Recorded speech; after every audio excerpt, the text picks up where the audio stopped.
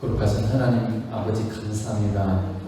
하나님께서 원하시는 대로 우리가 한 마음으로 이 자리에 모였사오니 오셔서 우리를 만나주시고 주의 영광으로 비추고 이것을 가득히 채워주셔서 모두가 복되시는 삼위일체 하나님을 만나는 그런 은혜와 사랑으로 충만되는 귀한 시간 되기 원합니다. 거룩으로 성장하기 원합니다. 세상에 흔들리고 세상에 지는 사람들이 아니라 세상을 복되게 하고 세상을 변화시킬 거룩한 하늘의 사람들로 성장하는 귀한 시간 되게 하시고 주의 음성 듣게 하시고 거저가는 심령 한 사람 듣게 하시고 정말 모두가 성장하여서 하나님의 마음을 헤아려드리는 그런 성숙한 하나님의 자녀들로 그리스도의 신부로 우리가 속할 수 있도록 복 주시옵소서. 아멘. 감사하고 예수님 이름으로 기도드리옵나이다. 아멘. 예수 그리스도를 믿는 사람들은 새로운 다시 태어난 사람들입니다. 다시 태어난다는 것은 똑같은 모습으로 똑같은 그냥 그런 삶을 되풀이하는 것이 아니라 전혀 새로운 존재가 되었다는 뜻이에요. 그것을 예수님께서는 이렇게 말씀하셨습니다. 요한복음 3장 3절에 보면 예수께서 대답하여 이르시되 진실로 진실로 내게 이르노니 사람이 거듭나지 아니하면 하나님의 나라를 볼 수 없느니라. 그러니까 거듭나서 다시 태어난 사람만이 하나님의 나라를 볼 수 있다 이렇게 되어 있어요. 이 거듭나는 것은 성령 하나님이시죠. 성령 하나님에 의해서 다시 태어난 사람들만이 하나님의 나라를 볼 수 있어요. 그래서 다시 태어나지 않은 사람은 하나님의 나라가 있는지도 몰라요. 그래서 안 믿는 사람, 구원받지 못한 사람은 하나님의 나라가 있는지조차도 모르기 때문에 하나님 믿을 수가 없는 거죠. 예수 믿을 수도 없고. 하나님의 나라라는 것은 하나님께서 통치하시는 곳을 말합니다. 예수님이 통치하시는 것이고 하나님이 통치하시는 것입니다. 성령 하나님에 의해서 다시 태어난 사람만이 하나님이 통치하시는 천국에 들어갈 수 있을 뿐만 아니라 하나님이 통치하시는 나라, 즉 예수님과 함께하는 삶을 알고 또 살 수 있어요. 그러니까 거듭난 사람만이 예수님과 함께하는 이 하나님의 나라의 삶을 살 수 있다는 거죠. 성령 하나님에 의해서 다시 태어나지 않는 사람은 예수님이 통치하시는 나라를 볼 수도 없고 그런 나라를 살 수도 없어요. 그러니까 예수님 안 믿는 거예요. 즉 예수님과 함께하는 이 땅의 하나님의 나라, 하나님의 나라는 하나님이 통치하시는 것이고 예수님이 통치하시는 것이잖아요. 그러니까 이 땅에도 하나님 나라가 있어요. 예수님이 통치하시는 거기가 하나님의 나라는 거죠. 그러니까 예수님과 함께하면서 예수님이 통치하시는 그런 나라를 거듭나지 않은 사람은 살 수가 없어요. 그러니까 예수님과 동행하지 않는 거죠. 이렇게 성령 하나님에 의해서 다시 태어난 예수 믿는 사람을 바울은 오늘 본문을 통해서 어떻게 말하고 있고 다시 태어난 사람의 특징이 무엇인가를 우리가 한번 살펴보도록 하겠습니다. 즉 예수님을 믿고 다시 태어난 사람은 세상 사람들과 뭐가 다를까? 자, 오늘 10절에 보면 이렇게 말씀을 정리할 수 있어요. 하나님의 형상을 따라 지식에서 새롭게 된 사람. 그러니까 예수 믿는 사람, 다시 태어난 사람 뭐냐면 하나님의 형상을 따라 지식에서 새롭게 된 사람 이렇게 말할 수 있어요. 자, 오늘 3장 10절에 보면 이렇게 되어 있죠. 새 사람을 입었은 이는 자기를 창조하신 이의 형상을 따라 지식에까지 새롭게 하심을 입은 자니라. 우리말은 지식에까지 새롭게 함을 입었다고 되어 있는데 NIV 영어 성경에 보면 뭐라고 되어 있냐면 하나님의 형상 안에 있는 지식으로 지식 안에서 새롭게 되어지고 있는 사람 이렇게 되어 있습니다. 킹제임스 버전에서 그걸 말하면 하나님의 형상을 추구하는 지식 안에서 새롭게 된 사람 이렇게 되어 있죠. 그러니까 우리 믿는 사람은요 새롭게 된 사람인데 우리는 새롭게 된 자아를 가지고 있어요. 자아란 뭘까요? 자아가 뭔지 아세요? 자아라고 하는 것은 느끼고 알고 판단하는 인격적인 주체를 자아라고 해요. 그래서 우리의 자아가 새롭게 됐어요. 근데 이 새롭게 된 자아 중에 특별히 중요한 게 뭐냐면 지식으로 새롭게 됐다는 거죠. 사람들이 여러분 우리는 많은 삶 속에서 선택을 하죠. 선택. 인생의 여러 가지 상황들 가운데 선택을 하는데 여러분 선택의 기준이 뭔지 아세요? 내가 어떤 결정을 내리고 어떤 선택을 할 때 선택과 결정의 기준이 중요한 게 있어요. 첫째는 지식이에요. 내가 알고 있는 지식으로 볼 때 더 중요하거나 더 맞다고 생각하는 것, 더 급하다고 생각하는 걸 우리는 선택하게 되어 있어요. 그러면 여러분, 우리가 알고 있는 지식은 우리의 모든 결정의 기준이 되는 굉장히 중요한 거예요. 중차대한 거예요. 그러니까 어떤 지식을 갖고 있는가가 여러분의 삶을 결정해요. 우리의 의지는 뭐로 결정을 하는 거예요? 지식이 지식. 내가 알고 있는 지식, 뭐가 더 중요한가? 뭐가 더 급한가? 이것에 따라서 우리는 결정하게 된다는 거죠. 둘째는 감정이에요. 때로는 지나치게 화가 난다든지, 아니면 지나치게 흥분했다든지, 지나치게 슬프다든지, 이러면 지식보다도 감정을 따르는 것이죠. 이게 맞는 것 알면 불구하고 내 감정 때문에 다른 걸 선택할 수가 있어요. 특히 감성적인 사람들이 그런 결정을 하기가 쉽습니다. 그래서 결정은 감성적인 사람들보다 논리적인 사람들이 결정하는 게 더 맞을 경우가 많아요. 체계적으로.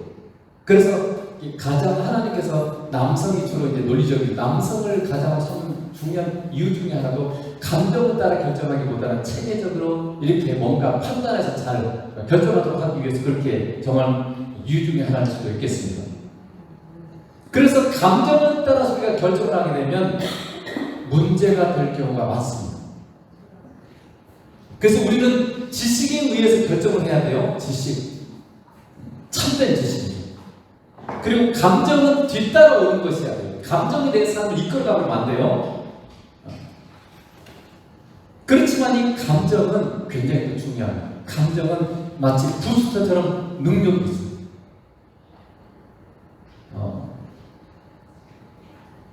그래서 오늘 이제 NIV 영의 성경에 보면 하나님의 형상 안에는 지식 안에서 새롭게 되어진 사람을 입으라 이렇게 명령하고 있죠. 킹제임스 버전에서는 하나님의 형상을 추구하는 지식 안에서 새롭게 되어진 새 사람을 입으라 이렇게 말하고 있어요. 성령 하나님께서는요, 하나님의 형상이신 예수 그리스도를 추구하는 지식으로 우리를 변화시켜요. 그러니까 예수님을 추구하려 하는 그런 지식들을 우리에게 주심으로 말하면 나를 변화시켰다 그 말이에요. 성령께서 우리를 이미 완전하게 변화시킨 게 아니에요. 완전하게 변화시킨 것이 아니라 예수님을 따라가도록 하는, 예수를 추구하도록 하는 그런 지식으로 우리를 지금 변화시키고 있어요. 지금 우리 인생 여정은요 계속 변화되는 순간들이에요. 하나님께서 성령 하나님을 계속 변화시키는 그런 기회들인데, 성령께서 우리에게 예수님을 추구하도록 하는 그런 지식, 그걸 가지고 계속 우리를 변화시키고 있다는 말이죠. 그래서 성령님께서는 예수님을 가까이하고 예수님을 사랑하는 것이 중요하다는 그런 지식을 생각을 우리에게 주시는 거죠. 성령 하나님께서는 예수님을 사랑하고 예수님을 따라가고 싶은 그런 지식을 생각으로 감동을 우리에게 주십니다. 그래서 고린도후서 3장 18절에는 이렇게 되어 있습니다. 우리가 다 수고를 벗은 얼굴로 거울을 보는 것 같이 주의 영광을 보매 그와 같은 형상으로 변화해 영광에서 영광이 이르는 곧 주의 영으로 말미암으리라. 그러니까 우리는 성령님에 의해서 주님의 형상으로 변화되어져 가는 것입니다. 성령님 우리를 예수님께로 인도하시고 우리가 예수님의 영광을 보면서 우리는 주님의 모습으로 변화되어져 가는 거예요. 여러분, 우리가 그토록 닮고 싶고, 예수님의 사람은 다 그런 소원이 있어. 내가 예수님을 닮고 싶다. 예수님처럼 되고 싶다. 그런 마음을 여러분 갖고 있죠? 근데 그 예수님의 모습으로 변화되는 것은요, 우리의 힘과 노력으로 되는 게 아니에요. 내가 열심히 노력해서 한번 해봐야지. 이렇게 되는 것이 아니라 성령님을 따라서 우리가 예수님을 만나고 예수님을 사랑하고 예수님께 순종하면 되는 거예요. 우리 모두 믿는 사람들은 정말 사랑하고 싶다. 하나님께서 말씀하신 것처럼 원수까지 사랑하라고 그렇기 때문에 정말 사랑하고 싶어해요. 그런데 우리의 실제 삶으로 보면 안 되죠. 실패할 때도 많죠. 후회할 때도 많고. 그러나 여러분, 성경은 우리가 어떻게 원수까지 사랑하는 그런 사랑의 삶으로 변화될 수 있다고 말합니까? 자, 갈라디아서 5장에 보면 이렇게 되어 있죠. 오직 성령의 열매는 사랑과 희락과 화평과 오래 참음과 자비와 양선과 충성과 온유와 전제니 이 같은 것은 통제할 법이 없느니라. 그러니까 사랑은 어떻게 되는 거예요? 성령님의 열매예요. 그러니까 성령님께서 맺게 해주시는 거예요. 내가 막 노력해서 되는 것이 아니라 성령님을 따라갈 때 이 사랑의 열매가 맺혀지는 거예요. 그런데 그걸 요한복음 이렇게 또 설명을 해놨어요. 요한복음 15장 4절에 보면 내 안에 거하라 나도 너희 안에 거하리라. 가지가 포도나무에 붙어있지 아니하면 스스로 열매를 맺을 수 없을 것 같이 너희도 내 안에 있지 아니하면 그러하리라. 그게 무슨 말이에요? 그러니까 하나님이 기뻐하는 열매, 이 열매는 내가 맺는 게 아니에요. 내가 나한테 맺어지는 거 맞아요. 그렇지만 내 노력으로 되는 게 아니라는 거죠. 어떤 때 맺어진다고요? 예수님 안에 거합니다. 예수님이 우리 안에, 예수 믿는 사람은 예수님 우리 안에 있죠. 그러니까 우리가 예수님 안에 거하면 이 열매를 맺을 수 있다는 거죠. 그러니까 여러분이 아무리 사랑의 삶, 아무리 좋은 그런 삶을 살고 싶어도 내가 예수님 안에 거하지 않으면 그 열매를 맺을 수가 없어요. 아무리 아내를 사랑하고 남편을 사랑하고 자식을 사랑하고 부모를 사랑하고 이웃들을 사랑하고 싶어도 여러분의 힘으로 되는 게 아니에요. 내가 예수님 안에 거할 때 그럴 때만 이 열매를 맺을 수 있다는 거죠. 그래서 이 갈라디아서와 요한복음을 통합해서 이런 말씀이 되는 거죠. 성령님은 우리를 예수님께로 인도하십니다. 그리고 우리가 예수님 안에 거하게 되면 성령께서 이 사랑의 열매, 9가지 열매를 맺게 하십니다. 그러니까 성령님 우리를 예수님께로 인도하고 우리가 예수님 안에 거하면 이 열매는 저절로 맺어집니다. 그러니까 다른 게 아니라 내 안에 오신 예수님, 그분과 계속 우리가 성령 인도하심 속에서 계속 예수님과 함께 동행하고 예수님을 따라가고 예수님께 순종하면 이 열매가 맺혀진다 그 말이에요. 그러니까 예수님을 놓쳐버리고 성령 인도하심을 받지 않고 내가 막 노력한다고 해서 되는 게 아니에요. 그러면 여러분 우리의 삶은 어떻게 변화될 수 있습니까? 참된 지식, 즉 가치관인 거예요. 지식이 변하는데 이 지식은요 가치관이에요. 가치관. 가치관은 뭐냐면 내 인생에서 중요한 게 뭔지, 중요하지 않은 게 뭔지를 아는 걸 가치관이라고 해요. 세상에서 제일 힘든 게 뭐냐면 가치 없는 일, 즉 무의미한 일을 하는 거예요. 아무리 힘들어도 여러분 가치 있는 일은 어떻게 해요? 계속할 수 있어요. 그래서 사람들은 가치가 있으면요 목숨과 인생을 걸기도 합니다. 여러분 왜 우리나라의 외국 열사들, 미국 지사들이죠. 왜 목숨 걸고 민족을 지켰습니까? 그 일이 가치가 있다고 생각하기 때문에. 내 목숨을 걸 만한 가치가 있다고 생각하기 때문에 거기에 내 인생을 건 거예요. 그러니까 여러분이 이 가치관이 분명해야 돼요. 내가 어디다 내 인생을 걸고 어디다 내 생명을 걸 것이냐. 이 가치관이 뭐냐면 지식으로 보는 거예요.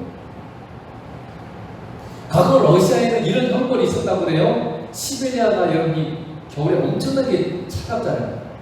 여러분들 그 겨울에 땅이 얼었을 때 땅을 파려고 하면 안 파집니다. 딱딱이 얼어가지고 파는 게 굉장히 힘들어요. 근데 이 형벌은 뭐냐면 시베리아가 완전히 얼었을 때 땅을 1m, 1m, 깊이 1m, 그러니까 1평방미터 부피로 그걸 파는 거예요. 계속. 그리고 나서는 다 파고 나면 덮어. 다른 데도 파는 거예요. 계속 그 일을 지킵니다. 그러니까 어떻게 돼요? 자신이 하는 일에 아무런 가치가 없어. 그러니까 정신적으로 이상한 사람을 미치기 시작합니다. 내가 하는 일이 값어치가 있으면 우리는 굉장히 의미가 있고 기뻐요. 그리고 그걸 계속할 수 있지만 내가 하는 일이 아무런 의미가 없을 때 제가 발전소 다닐 때 회사 다닐 때 그랬어요. 이런 쓸데없는 일을 왜 시키냐. 여기 쓸데없는 일이 뭐예요? 가치가 없다는 뜻이에요. 쓸데없는 일은요 하기가 싫어요. 의미가 없다는 뜻이에요. 가치가 없다는 뜻이에요. 내가 근데 수고한 대가가 없는 그런 일을 가치가 없다고 해요. 쓸데없다고 해요. 그래서 이 중요한 가치관은 지식으로부터 오는 거예요. 성령께서는 예수님과 함께하는 것이 가장 중요하고 가장 복이 있다는 진리를 알게 하시고 그런 삶을 살도록 예수님께로 인도하세요. 예수님과 함께하는 하나님의 나라를 알고 누리도록 하는 삶을 열어주시는 분이 바로 성령 하나님이세요. 예수님과 함께하는 천국의 가치를 주는 삶으로 바뀐 자가 예수님 믿는 새롭게 된 사람. 그러니까 예수님과 함께하는 천국, 예수님과 함께하는 하나님의 나라의 가치를 주는 삶을 거기에 가치를 주는 사람이 뭐냐면 예수 믿는 사람이고 거듭난 새로운 사람입니다. 예수님께서 산상수훈에 이런 말씀하셨어요. 오직 너희를 위하여 보물을 하늘에 쌓아두라. 거기는 좀이나 동록이 해하지 못하며 도둑이 구멍을 뚫지도 못하고 도둑질도 못하느니라. 내 보물이 있는 곳은 내 마음이 있느니라. 보물이 뭔지 아세요? 내게 중요한 내 가치관, 내가 정말 중요하다고 생각하는 것이 뭐냐? 내가 정말 중요한 것은 어디에 두라고요? 하늘에 두어라. 하늘에 너희 가치관 두어라. 그 말이에요. 이 말씀은 내가 정말로 중요하게 여기는 것은 하늘이다. 하나님의 나라다. 예수님이 계시는 그곳이다. 거기에 너희의 진정한 가치를 두어라. 이 말이에요.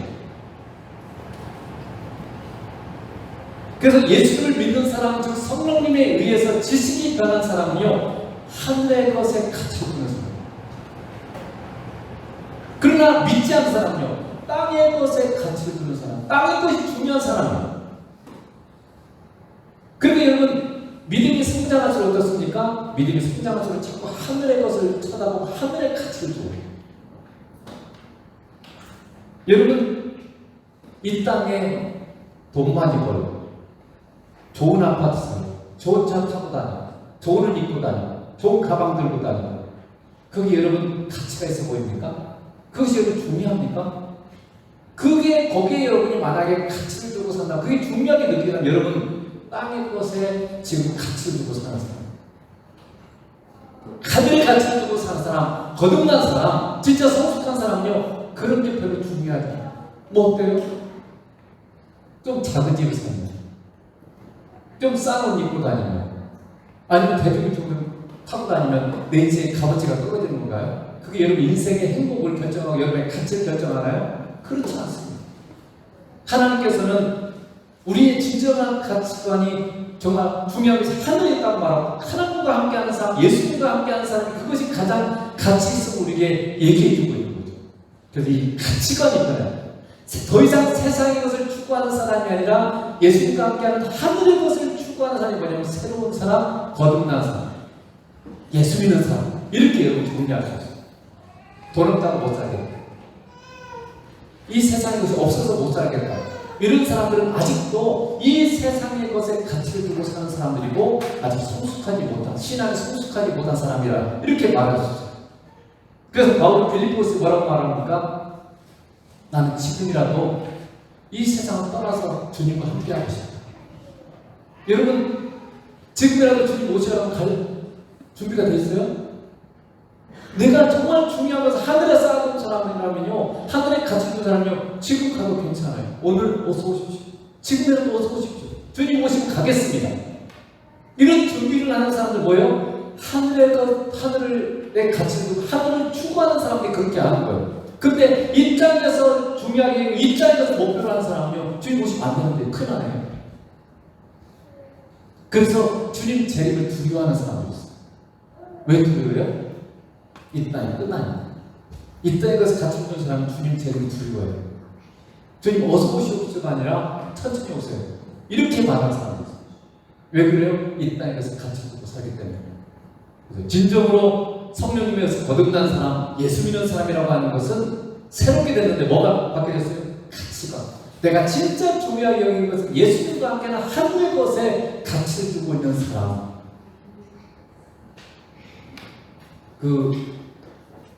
제가 아는 목사님 한 분은 목회의 길을 가는데, 한 분은 자기 자녀가 돈이 없어서 학교를 보낼 수가 없었어요. 학비가 없으니까. 근데 자녀한테 이렇게 말해요. 내가 하나님의 사람이야. 하나님 우리 인생을 다 책임진다. 하나님이 너의 삶에 필요한 네가 학비를 하나님 대주실 거다. 그러나 만약에 하나님이 학비를 안 주시면 하나님 너에게 다른 길을 열어주실 거야. 이렇게 말씀해요. 여러분한테 어떻게 했어요? 내 소중한 자녀가 지금 학교를 보낼 돈이 없으면 어떻게 했어요? 눌려가지고 내 인생 왜 이렇게 불행한가? 난 돈이 없어 왜 이렇게 힘든가? 이렇게 되지 않겠어요?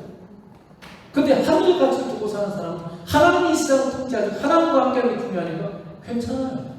하나님이 더 좋은 길을 지금 준비해 놓으셨어요. 학교를 가지 않아도 하나님이 네 인생을 더 복되게 할 그런 길을 준비해 놨어요. 주님과 함께하는 것이 가장 중요한 그런 가치관을 가졌기 때문에 그렇게 말하십니다. 두 번째로는 거듭난 새로운 사람 뭐냐면 예수님이 전부인 사람. 오늘 3장 11절에 보면 이렇게 됐죠. 거기에는 헬라인이나 유대인이나 할레파나 무할레파나 야만이나 스쿠디아인이나 동이나 자유인이 차별이 있을 수 없나니 오직 그리스도는 만유시요 만유한의 것입니다. 우리만 해서는 이렇게 했지만 사실 이 말보다는 NIV 영어 성경은 예수님이 전부시고 예수님은 모든 사람 안에 있습니다. 이렇게 해석하죠. 그러니까 앞에 지금 새로운 사람, 예수를 믿어서 거듭난 사람, 새롭게 된 사람들은 차별해서 누구나 새롭게 될 수 있는데 예수를 믿으면 누구든지 새로운 사람, 구원받은 사람이 될 수 있는데 그렇게 된 사람에게는 예수님이 전부고 그렇게 된 사람 안에는 전부 다 예수님이 안에 계십니다. 이런 말이죠.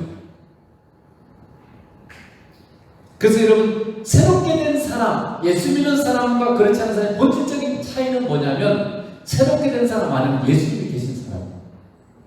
예수님이 안에 있어요. 예수 믿는 사람 안에는.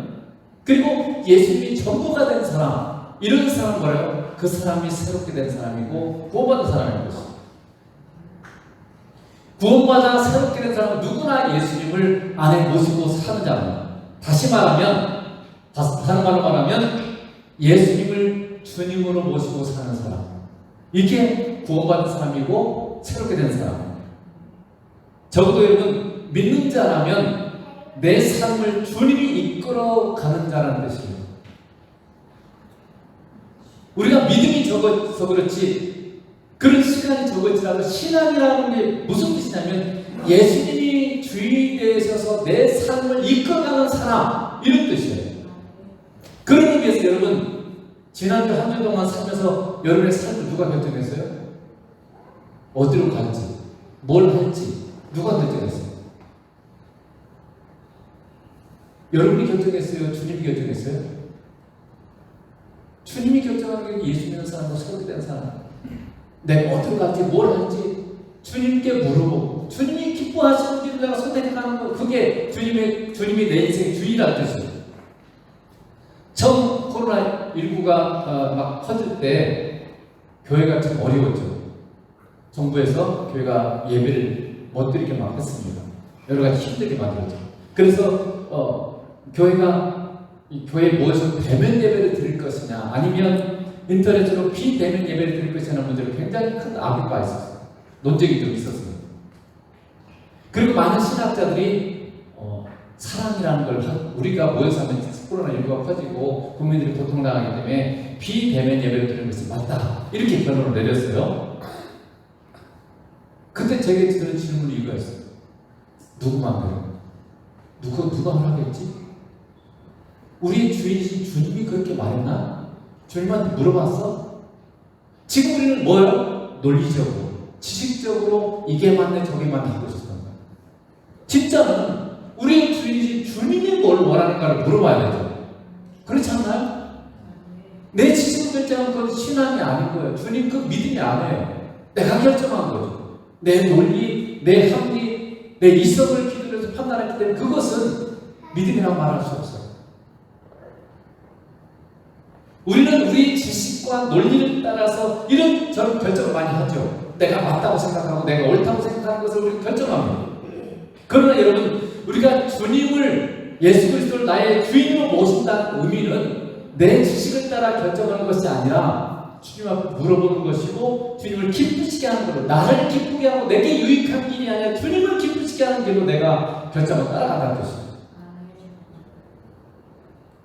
그렇게 예수님을 내 삶의 주인으로 모시고 사는 사람이 새롭게 된 사람이고 구원받은 사람이, 그게 신앙입니다. 그걸 물론 얼마나 많이 하는 자는 성숙한 사람이고 거의 잘 하지 않는 사람은 미숙한 사람이고, 신앙, 예수 믿음이 얼마 안 된 사람이 이렇게 말할 수 있겠죠. 그런 의미에서 여러분 성숙한 사람이세요?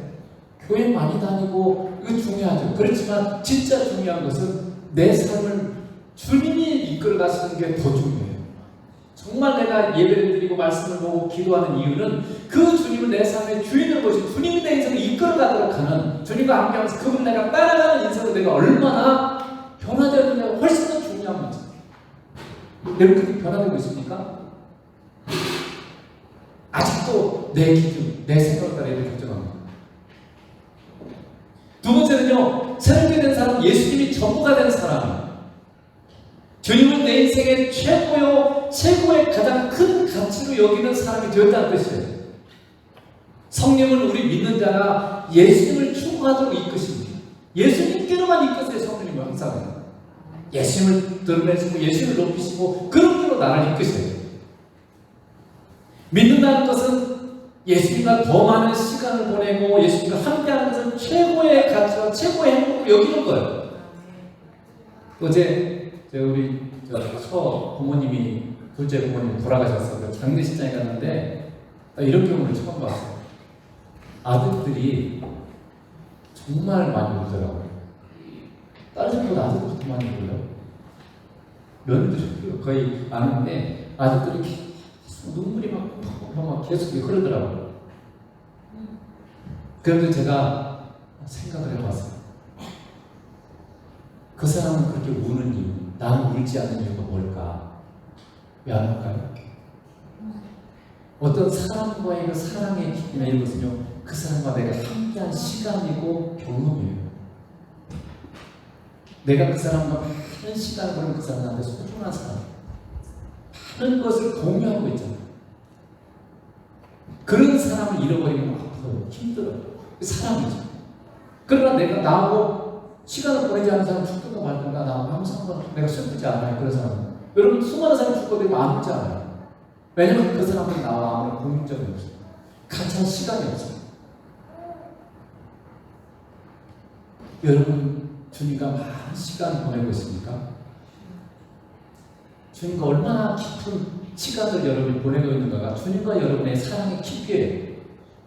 그래서 아가서 2장 7절에 보면 이렇게 되죠. 예루살렘 딸들아 내가 너로 왔던 세상을 두고 너에게 부탁하는데 내 사랑이 원하기 전에 흔들지 말고 깨우지 말지니. 아가서는 두 남녀의 사랑을 다룬 노래죠. 그런데 사실은 아가서는 신랑이신 예수님과 신부인 성도의 사랑의 노래예요. 예수님과 나의 사랑을 노래하는 거예요. 아가서에는 이 말씀이 3번이 후렴처럼 나와요. 그래서 여러분이 아가서를 많이 읽어봤는지 모르겠지만 이 말씀이 3번에 걸쳐서 후렴처럼 나와요. 사랑에 심취하고 사랑에 빠진 신부가 우리가 원하기 전에는 우리의 이 사랑을 방해하지 말라. 제발 방해하지 말라. 이 지금 후렴 거예요. 나와 성도인 내가 지금 그런 거죠. 사람들에게 부탁하는 나와 이 예수님의 사랑을 제발 깨지 말아라. 방해하지 말아라. 그런 지금 후렴 거예요. 사랑에 빠진 사람의 최고의 가치, 최고의 행복은 사랑하는 자와 함께하는 거예요. 그렇지 않습니까? 사랑하는 사람이 나의 전부가 되는 거예요.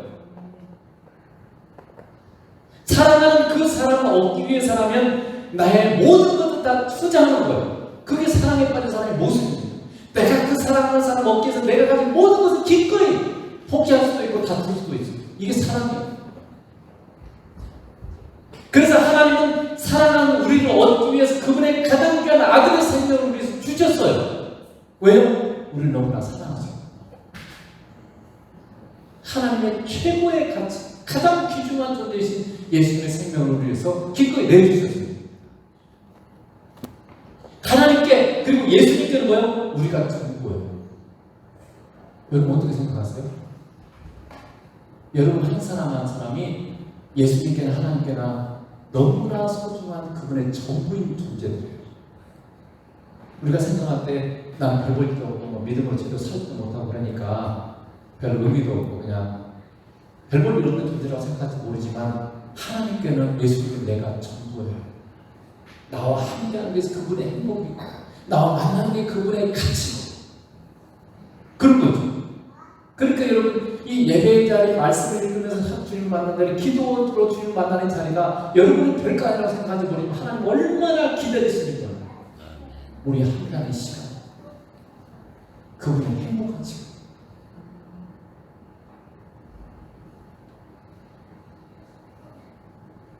마찬가지로 신앙이라고 하는 것은 뭐냐면 예수님이 나의 전부가 되는 거예요. 여기 메라이 교수님이 말한 것처럼 크라이스트 있어 새롭게 거듭나는 예수님이 전부가 되는 삶을 말하는 거죠.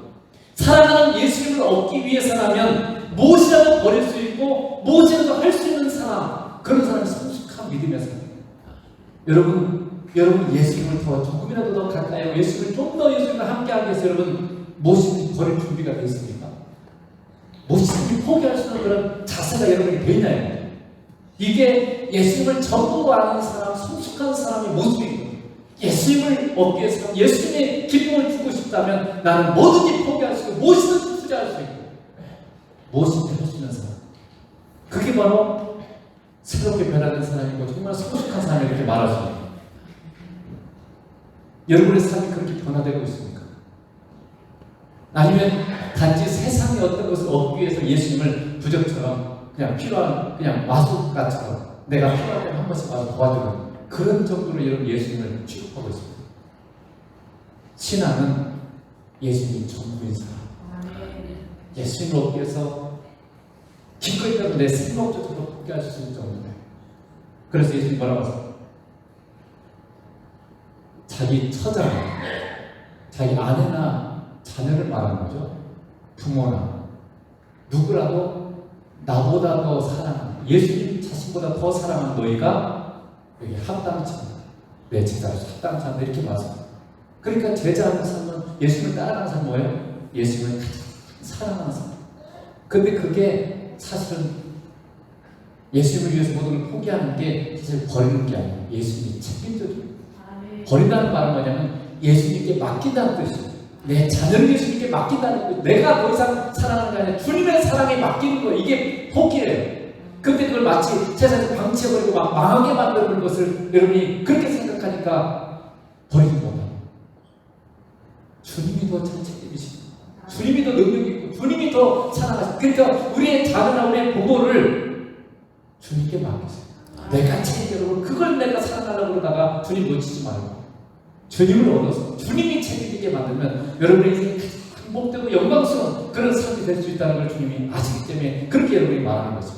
그래서 여러분 정말로 예수 그리스도가 여러분의 전부가 되세요. 그렇게 또 여러분 정말 믿고 따르고 그렇게 하시기를 주님으로 축복합니다. 기도하겠습니다.